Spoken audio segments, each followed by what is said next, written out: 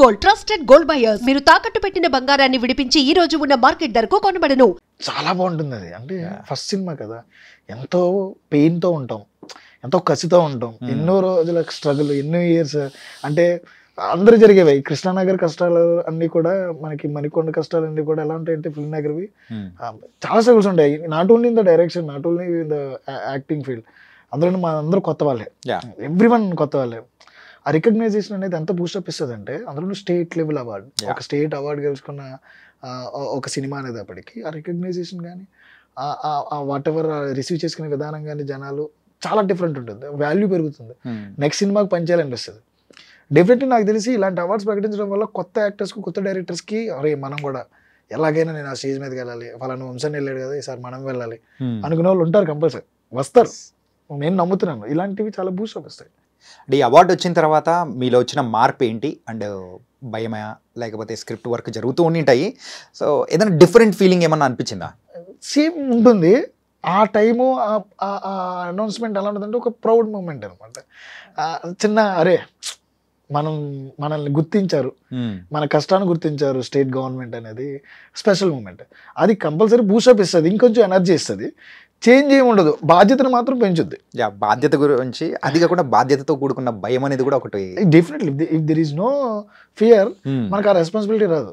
ప్రతిరోజు సినిమా తీసే ప్రతిరోజు భయం ఉంటుంది, డబ్బులు ఎక్కువ ఖర్చు పెట్టకూడదని, సినిమా ఎలాగైనా హిట్ అవ్వాలని, కెరీర్ బాగుండాలని, ఆడిని ఎలా రిసీవ్ చేసుకుంటారని చాలా ఉంటాయి. అవన్నీ పక్కన పెట్టేసి మనం పని చేసుకుంటూ వెళ్ళాలి. సాయంత్రం అయ్యేటప్పుడు కొంచెం భయం ఉంటుంది అనమాట, మనం కరెక్ట్గానే చేస్తున్నామా, అనుకున్నట్టు వస్తుందా, ఇవన్నీ భయాలు లెక్కలోకి వస్తాయి. So there is no fear, మనం ముందుకెళ్ళాం. ఇప్పుడున్న ఫిల్మ్ మేకర్స్లో కల్లా మీరు ఎంచుకున్న అంటే ఫస్ట్ డెబ్యూ మూవీ ఏదైతే ఉందో కంప్లీట్లీ డిఫరెంట్. ఎవరైనా కానీ ఒక హీరోతో వెళ్ళిపోతూ ఉంటారు, లేకపోతే ఒక హీరోయిన్ ఎవరొకరిని పెట్టుకొని అలా వెళ్ళిపోవడము. కానీ ఒక కథనే మెయిన్ ఇంపార్టెంట్గా పెట్టుకొని దాంతో 11 మంది హీరోలతో వెళ్ళడము, ఇది ఒక డేరింగ్ లాగా, అరే ఒక ప్రయోగం చేస్తున్నానని ఎప్పుడు అనిపించలేదా మీకు? చాలాసార్లు, ఒకసారి కాదు. అంటే కొంతమంది నన్ను సజెస్ట్ చేసింది కూడా, ఒక హీరోతో ఒక లవ్ స్టోరీ తీసేయి అంటే, నాకు తెలిసి యువర్ రైటింగ్ కంప్లీట్లీ డిఫరెంట్ స్టైల్లో ఉంది, నువ్వేదో యూనిక్గా ట్రై చేద్దాం అనుకుంటున్నావు కానీ అది వర్కౌట్ అవుతుంది మనకి. అంటే మనం కాళ్ళు లాగడానికి చాలామంది చెప్తూ ఉంటారు, లేకపోతే మన మంచి కోసం చెప్తూ ఉంటారు. ఆ డిసిషన్ మేకింగ్ మనం ఆ టైంలో నిజమే కదా అనుకుని ఉంటే డెఫినెట్లీ నేను వేరే విధంగానే వెళ్ళాలి. వాట్ ఎవర్ మనం ఎంచుకునే దారి ఉంటుంది కదా, దారిని వదిలేసి సరే ఈసారి కొట్టేద్దాం, ఏదో ఒకటి మంచి లవ్ స్టోరీ రాసి కొట్టేద్దాం, ఇది వర్కౌట్ అవుతుంది. బట్ ఐ బిలీవ్, నా కథ మీద నాకే నమ్మకం లేదా అన్న క్వశ్చన్ నేను వేసుకుంటే, నేను 11 మంది హీరోల్ని చూడట్లేదు, లేకపోతే ఆ జాతరని చూడట్లేదు, లేకపోతే వీటిని చూడట్లేదు. నేను చేద్దాం అనుకున్న సినిమా ఆడియన్కి ఎంతవరకు కనెక్ట్ అవుతుంది అన్నది మాత్రమే చూస్తున్నాను. అప్పుడు అందరికీ చెప్పాను, ఇన్ని క్యారెక్టర్స్ ఎవరు గుర్తుపెట్టుకుంటారు, ఆడియన్ మర్చిపోతారు, ఎవరికి గుర్తుండవని. నేను అప్పుడు ఒకటే చెప్పాను, ప్రొడ్యూసర్కి ఎవరికో చెప్పాను, ఇప్పుడు నిహారిక నన్ను ఎప్పుడు అడగలేదు ఇలాగా, సార్ గుర్తుంటారా వీళ్ళు అని. ఆవిడ నమ్మేసింది, ఫుల్గా నమ్మారు ఆవిడ. ఫస్ట్ నేరేషన్తోనే ఆవిడ నాకు ఓకే చెప్పారు. ఫరియన్న కూడా అంతే, ఫస్ట్ నేరేషన్తో అరే వంశీ నువ్వు చెప్పినట్టు తీసిన హైట్ అవుద్దని. ఇంకొక ప్రొడ్యూసర్ నాకు ఫనీ అందరూ చెప్పేది భయపెట్టేశారు నన్ను. ఫస్ట్ నిజం చెప్తాను, అందరూ భయపెట్టేశారు. అసలు అవ్వదు, చాలా చోట్ల నన్ను ఆడేసుకున్నారు ఫ్రాంక్గా చెప్పాలంటే. అంటే 9 నెలలు, సంవత్సరం పట్టిన తర్వాత ఈ సినిమా వర్కౌట్ అవుదమ్మా, అంతగా డబ్బులు ఉంటే నీ దగ్గర, నీ ఆస్తులు అంటే అమ్ముకుని మన సందీప్ రెడ్డి వంగలాగా సినిమా చెయ్యి, లేకపోతే పెళ్లి చూపులు లేక 1 కోటి రూపాయలు సినిమా చేయండి. సార్ ఆ పెళ్లి చూపులు ఇస్ డిఫరెంట్. అంటే అందరికి ఏముండేది అంటే, నిజం చెప్పాలంటే పెళ్లి చూపులు హిట్ అయింది కాబట్టి నీకు పెళ్లి చూపులు లాగా ఒక కథ కావాలి, కంజరపాలెం హిట్ అయిందంటే కంజరపాలెం లాగా ఒక కథ కావాలి. అంటే ఆ బడ్జెట్లో అలా సినిమా తీసి ఇట్టుకొట్టేయాలి. They don't want to try new things. అర్థమైంది, న్యూగా ఇంకేం ఆలోచించలేదు. చాలా మంది చాలా తర్వాత మళ్ళీ మేము పుట్టిన తర్వాత కమిటీ కూరలో సినిమా చేయాలని అడిగారంట ఎవరు. నేను అప్పుడు అన్న ఇలా అడిగారని అని చెప్పేసి ఒక 6 చెప్పారు నాకు, కమిటీ కూరలో రాయమంటున్నారు అన్నాను. కమిటీ కూరలు రాదు, మళ్ళీ రాదు. కమిటీ కూరలు నీ దగ్గర ఇంకో అద్భుతమైన కథ ఉంటుంది కదా, అది వచ్చి కమిటీ కూరలు బీట్ చేస్తుంది రేపొద్దున. డెఫినెట్లీ తనదల్ని కూడా వస్తాడు కంపల్సరీ. అంటే తీయాలి, కొత్త రకంగా తీయాలి. మళ్ళీ ఇదే కదా ఎందుకు, ఆడికి ఎందుకు కావాలి? నేను మళ్ళీ పెళ్లి చూపులు తీసి నేనేం చేయను?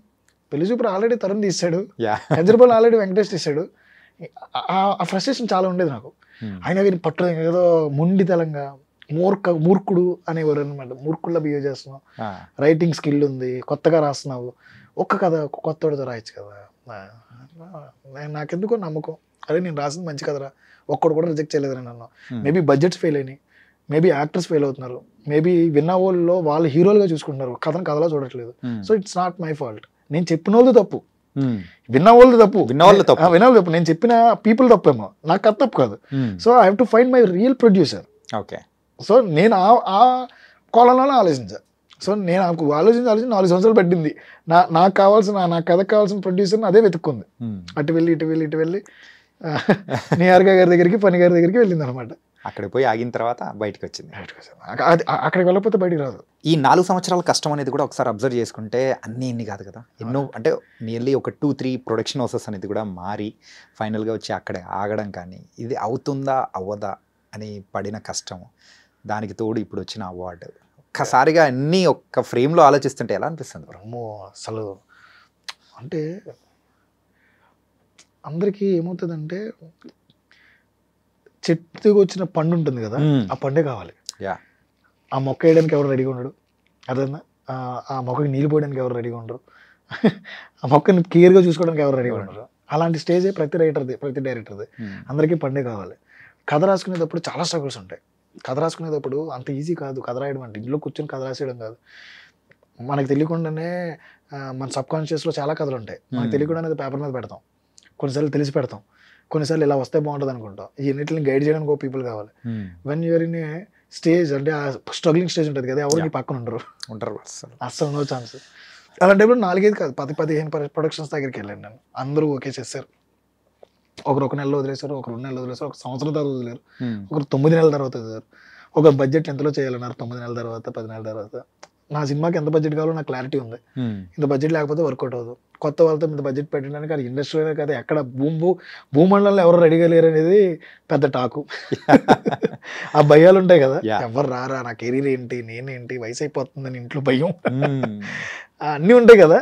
అంటే ఏదో నమ్మకం ఇంట్లో వాళ్ళకి, అమ్మకి నాన్నకి, అవుతావులేరా కంగారు పడకు అని.